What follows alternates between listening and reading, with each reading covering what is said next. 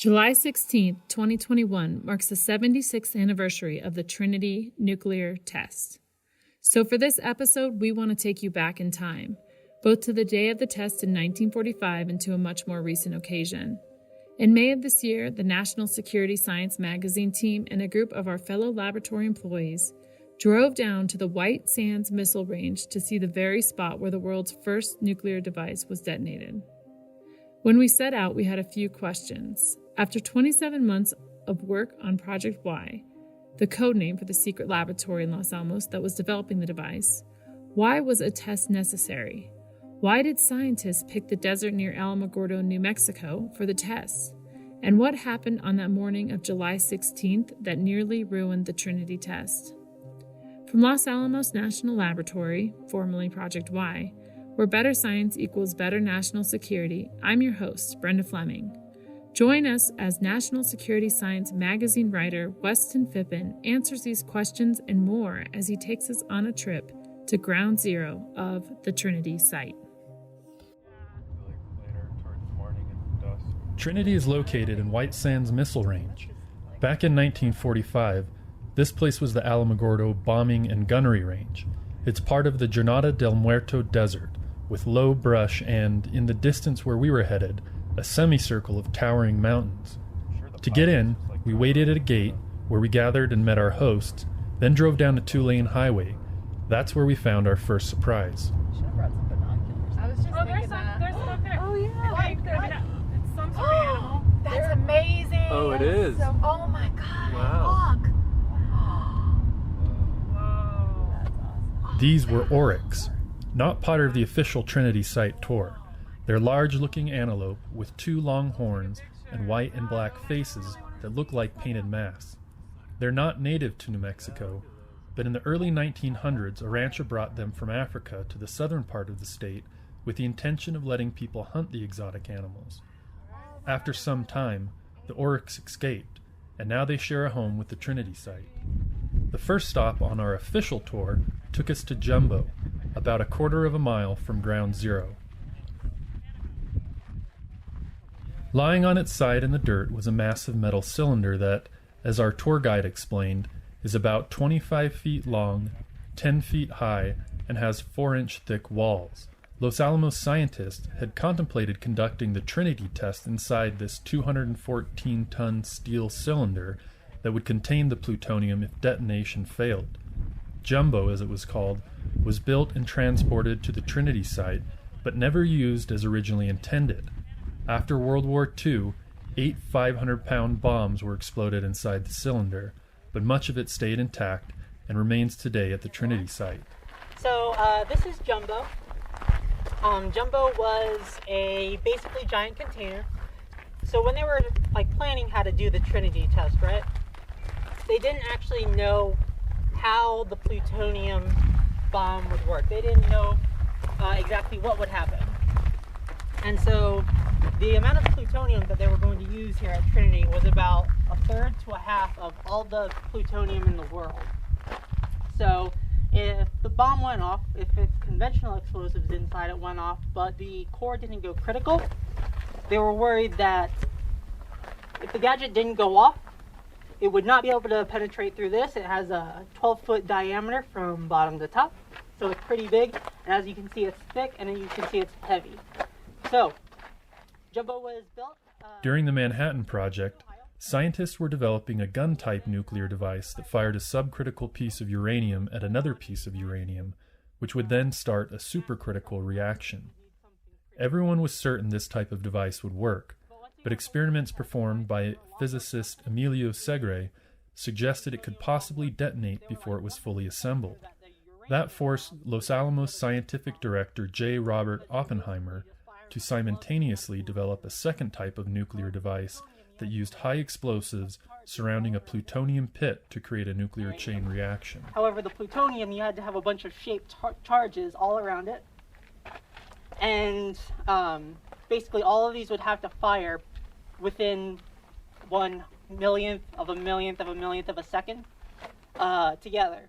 There was a lot riding on this implosion-type weapon, so scientists felt they needed to test it. The test date of July 16, 1945, had been chosen carefully. Nazi Germany had recently surrendered. President Harry S. Truman was scheduled to meet the day after that test, on the 17th, with Soviet Union leader Joseph Stalin in Potsdam, Germany, to discuss the fate of post-war Europe and the status of the war in the Pacific.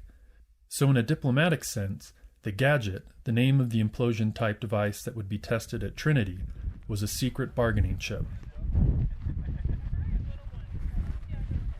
Next, we drove a short way to the actual Trinity test site, which is a large fenced-in area with a 12-foot-tall obelisk in the middle that marks ground zero. The area dipped slightly around the obelisk because when the gadget did successfully detonate, it left a 5-foot-deep and 30-foot-wide crater. As we walked around the site, lab historian Alan Carr stopped at a piece of concrete in the ground with a rusted metal bar sticking up.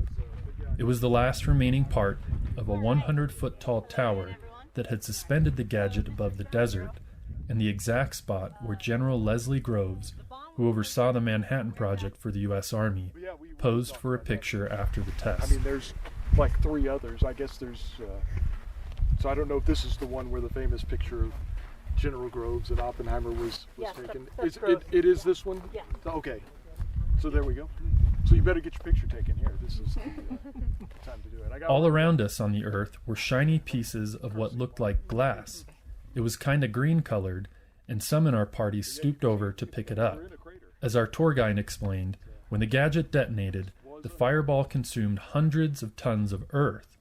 The lighter particles went into the atmosphere as smoke, but the heavier particles rained back down to Earth in molten form. Do you all know about Trinitite? I figure. So this is the only place in the world where you can find Trinitite for obvious reasons, because it's, Trinity site.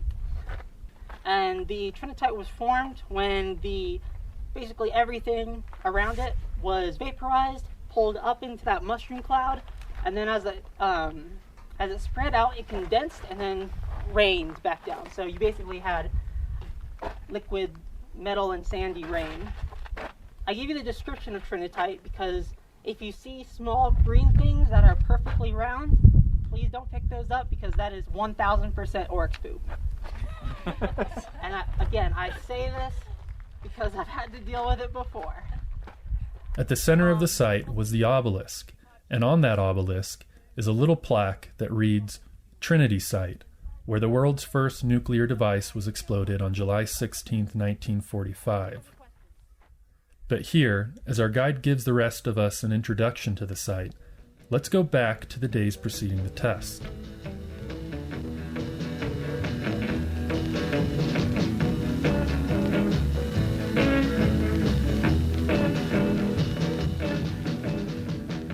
A search for a proper test site for the gadget began in mid-June. There were a few different choices other than New Mexico: an island sandbar off the coast of Texas, an area near Colorado's Great Sand Dunes National Monument, and San Nicolas Island, about 85 miles west of Long Beach, California. Eventually, the New Mexico location was chosen because it was close to Los Alamos, making shipping the gadget's parts easy. But the site also had other primary benefits. The Manhattan Project was still a secret, so how could such a massive explosion be concealed? Well, the Trinity site was pretty remote, and those mountains also acted as a shield. And to minimize the number of witnesses, the detonation was scheduled for 4 a.m.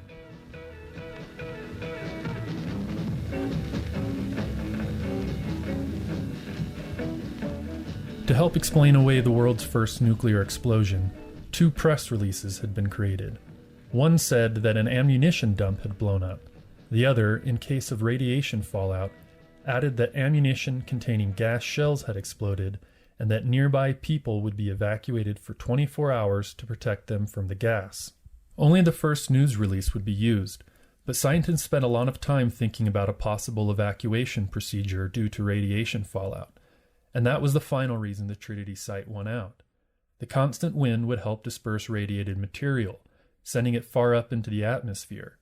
It also hardly rained in the desert. Scientists had worried that precipitation would concentrate radiation back down to Earth, and southern New Mexico was sunny nearly all year around.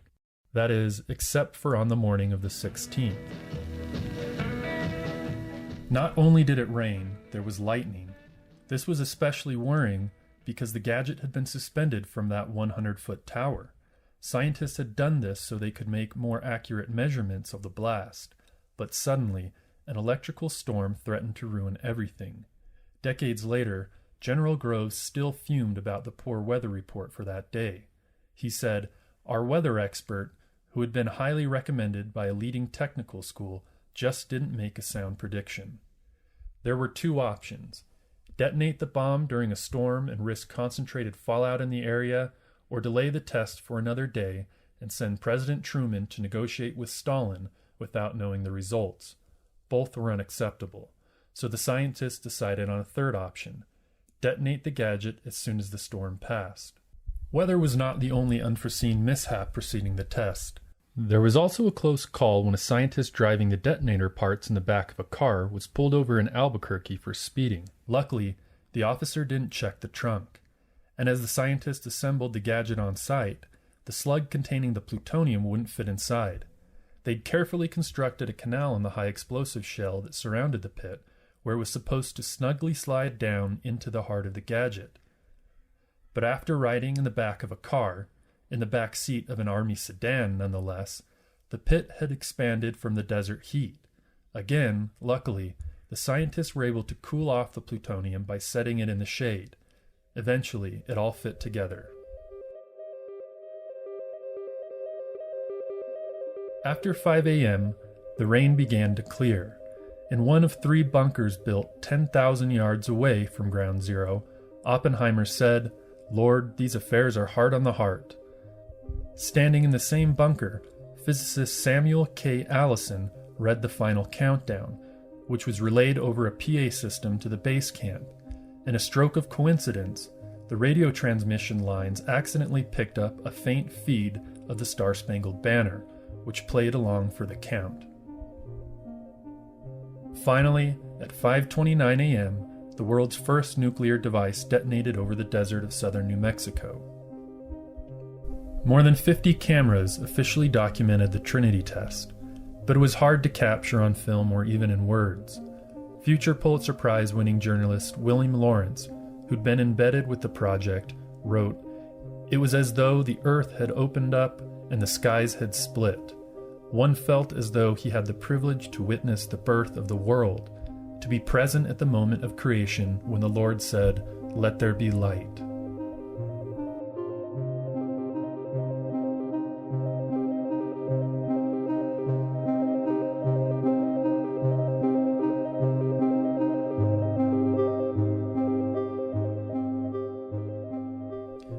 The rest, as they say, is history. Less than a month later, on August 6th and 9th, the U.S. dropped 2 nuclear bombs over Japan. One was a gun-type device called Little Boy. The other was a plutonium bomb called Fat Man, the same type of device tested weeks before at the Trinity site. Then on September 2nd, World War II ended. After Trinity, scientists had mixed reactions. There had been so much excitement to build what had never been built before that, afterward, the gravity of their accomplishment finally settled in. Oppenheimer would later say that, "We knew the world would not be the same. A few people laughed, a few people cried, most people were silent." Stan Ulam, a mathematician who would later work on developing the hydrogen bomb, had chosen not to attend the test. But when his colleagues returned to Los Alamos, he said, "You could see it on their faces. I saw that something very grave and strong had happened to their whole outlook on the future." But others were not so introspective. Physicist Norris Bradbury said that, "For me, to say I had any deep emotional thoughts about Trinity, I didn't. I was just damn pleased that it went off."